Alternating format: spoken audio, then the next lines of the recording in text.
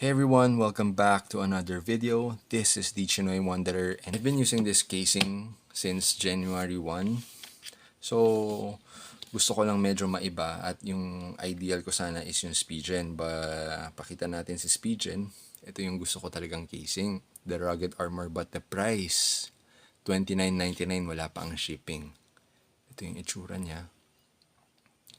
Di kasi nagparating si Spigen Philippines ng casing for Xiaomi 13T and 13T Pro. So, ayan. Pag may kasamang shipping, I think almost papalo ng 40 plus US dollar. So, magto 2,000 plus peso siya for a single case. At hindi pa siya ganun kakapal. Ayan. Pampogi lang. But, sa kakatsaga sa hanap sa Lazada, nakahanap ako ng copycat niya. Ayan. Le Reach Ultra Thin Carbon Fiber. Of course, alam natin fake yung carbon fiber na to. It's 106 pesos and 62 centavos lang. Naka-less 35% siya. As of today, is January 26.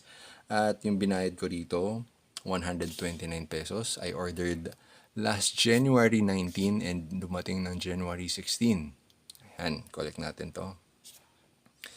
So, dumating siya kanina, sobrang excited ko kaya nabuksan ko na siya from the package. Ayan. Ito siya. Ito yung fake carbon fiber and ito parang fake metallic brush aluminum thing. But ang nagustuhan ko rito, itong race camera module protector.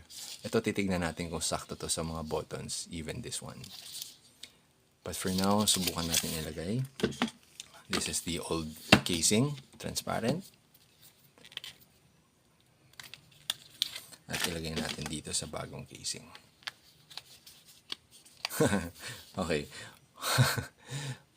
And, ayan. Sakto naman siya. Sakto yung sukat.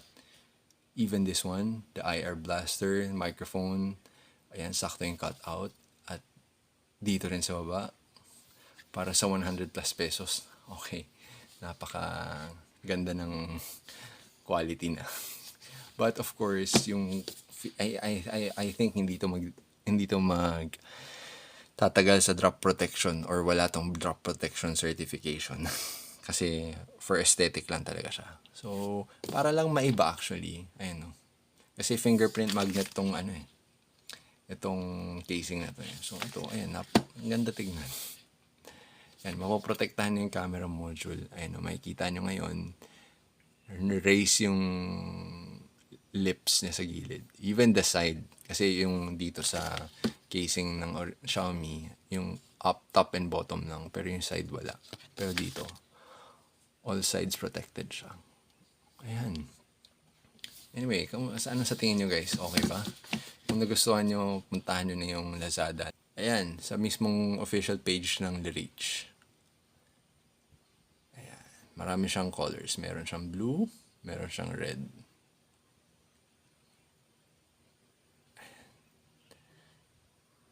Ngayon, 101.74.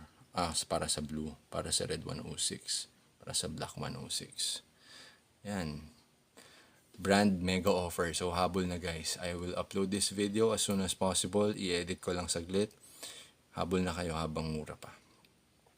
So, here's my review of the Le Reach 13T casing. And trivia lang dito sa video na to. Ang gamit natin na cellphone sa pag-record is an Oppo A16. Kamusta ang quality? Is it okay? For me, sharp naman. Sa hands ko, sharp. Even sa video, sharp. Gumagana yung autofocus niya. Very decent with proper lighting. Less than 10,000 pesos itong A16. So, kamusta kaya ang microphone nito? Hope you guys like this video, and if you guys find this video informative or helpful, please consider subscribing sa channel natin at i-like na rin tong video para makita ng mga ibang Xiaomi 13T and 13T Pro users para magkaroon lang sila ng mga options sa casing since medyo konti ang gumagawa ng casing for this one unlike sa mga premium phone. So, ayan. Thank you. So, see you guys on the next one.